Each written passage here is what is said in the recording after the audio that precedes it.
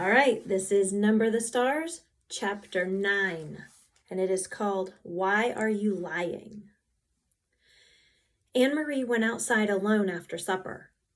Through the open kitchen window, she could hear Mama and Ellen talking as they washed the dishes. Kirsty, she knew, was busy on the floor, playing with the old dolls she had found upstairs, the dolls that had been Mama's once, long ago. The kitten had fled when she tried to dress it, and disappeared. Anne-Marie wandered to the barn where Uncle Henrique was milking Blossom. He was kneeling on the straw-covered floor beside the cow, his shoulder pressed against her heavy side, his strong, tanned hands rhythmically urging her milk into the spotless bucket. The god of thunder sat alertly poised nearby, watching. Blossom looked up at Anne-Marie with big brown eyes and moved her wrinkled mouth like an old woman adjusting her false teeth. Anne-Marie leaned against the ancient splintery wood of the barn wall and listened to the sharp rattling sound of the streams of milk as they hit the sides of the bucket. Uncle Henrique glanced over at her and smiled, without pausing in the rhythm of milking. He didn't say anything. Through the barn windows, the pinkish light of sunset fell in irregular shapes upon the stacked hay. Flecks of dust and straw floated there in the light.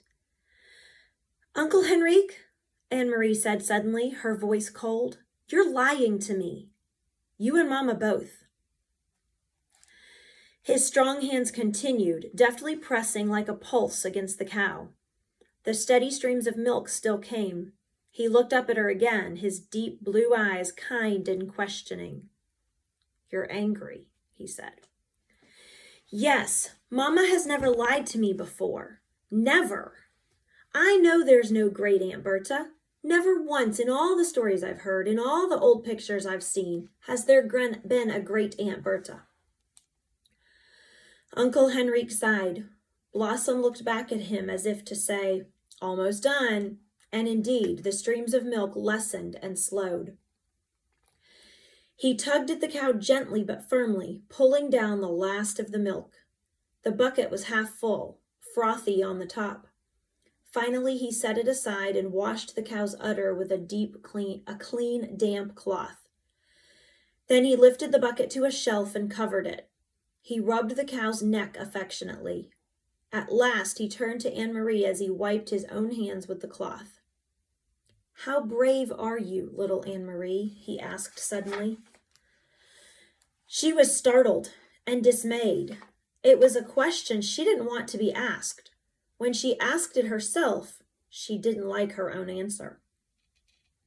"Not very," she confessed, looking at the floor of the barn. Tall Uncle Henrique knelt before her so that his face was level with hers. Behind him, Blossom lowered her head, grasped a mouthful of hay in her mouth, and drew it in with her tongue. The kitten cocked its head, waiting, still hoping for some spilled milk. "I think that is not true," Uncle Henrique said. "I think you're like your mama and your papa, and like me, frightened, but determined. And if the time came to be brave, I'm quite sure you would be very, very brave. But," he added, "it is much easier to be brave if you do not know everything. And so your mama does not know everything.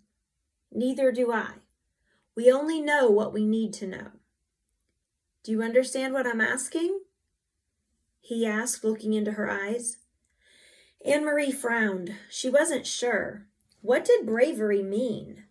She had been very frightened the day, not long ago, although it seemed long in the past, when the soldier had stopped her on the street and asked questions in his rough voice. And she had not known everything then. She had not known the Germans were going to take away the Jews. And so, when the soldier had asked, looking at Ellen that day, "What is your friend's name?" she had been able to answer him, even though she was frightened. If she had known everything, it would not have been so easy to be brave. She began to understand just a little. "Yes," she told Uncle Henrique, "I think I understand." "You guessed correctly," he told her. "There is no great Aunt Berta, and never has been. Your mama lied to you, and so did I." "We did so," he explained, "to help you be brave, because we love you. Will you forgive us for that?" Anne-Marie nodded. She felt older suddenly. "And I'm not going to tell you any more, not now, for the same reason. Do you understand?" Anne-Marie nodded again. Suddenly there was a noise outside. Uncle Henrique's shoulders stiffened.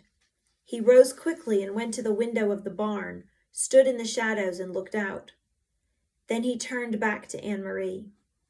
"It is the hearse," he said. "It is Great Aunt Bertha, who never was." He smiled wryly.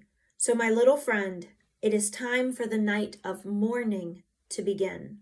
Mourning spelled differently, not the time of day, but mourning like being very sad.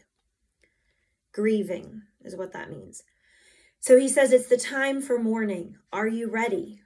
Anne-Marie took her uncle's hand and he led her from the barn.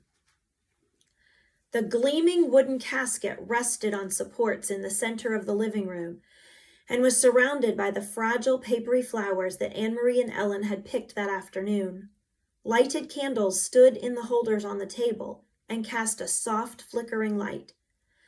The hearse had gone, and the solemn-faced men who had carried the casket indoors had gone with it, after speaking quietly to Uncle Henrique. Kirsty had gone to bed reluctantly, complaining that she wanted to stay up with the others, that she was grown up enough, that she had never before seen a dead person in a closed-up box, that it wasn't fair.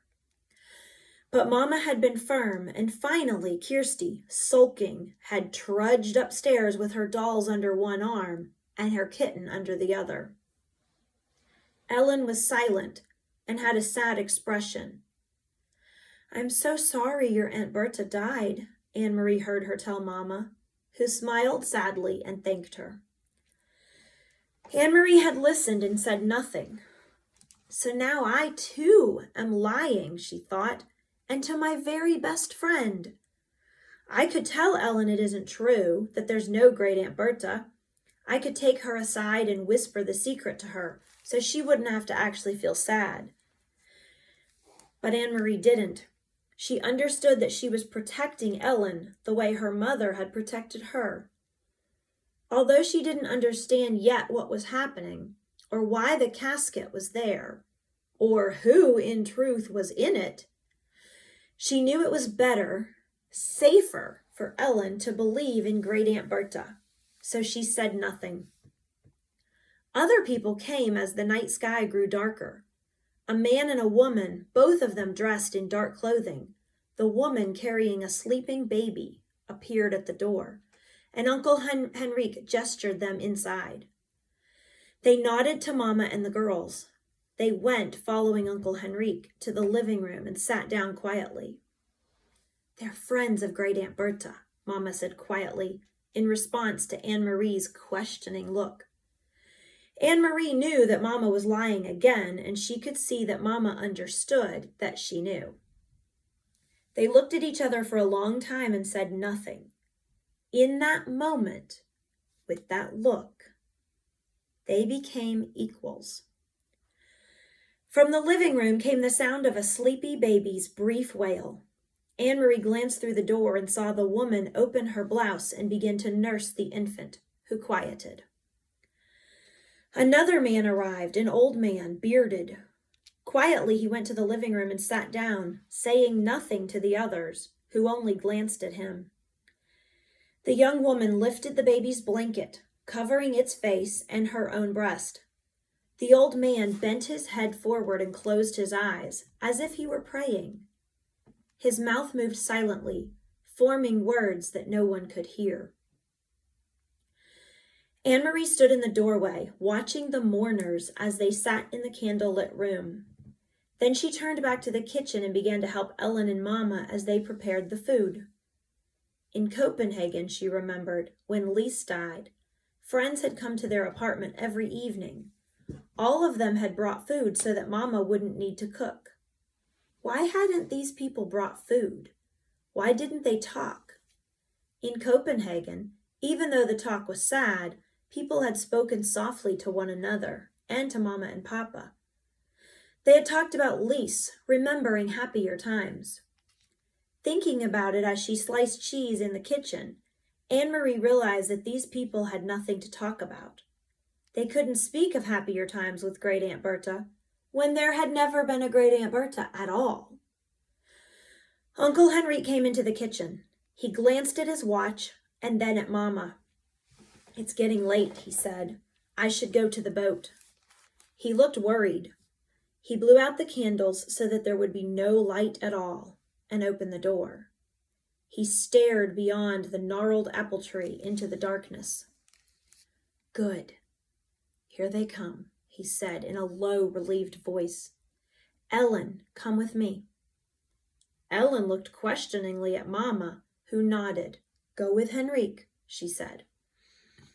Anne-Marie watched, still holding the wedge of firm cheese in her hand, as Ellen followed Uncle Henrique into the yard. She could hear a sharp, low cry from Ellen, and then the sound of voices speaking softly.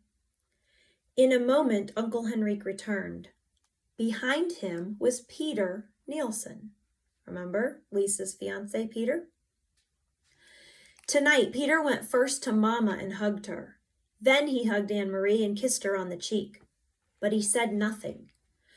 There was no playfulness to his affection tonight, just a sense of urgency and worry. He went immediately to the living room, looked around, and nodded to the silent people there. Ellen was still outside, but in a moment the door opened and she returned, held tightly like a little girl, her bare legs dangling against her father's chest. Her mother was beside them.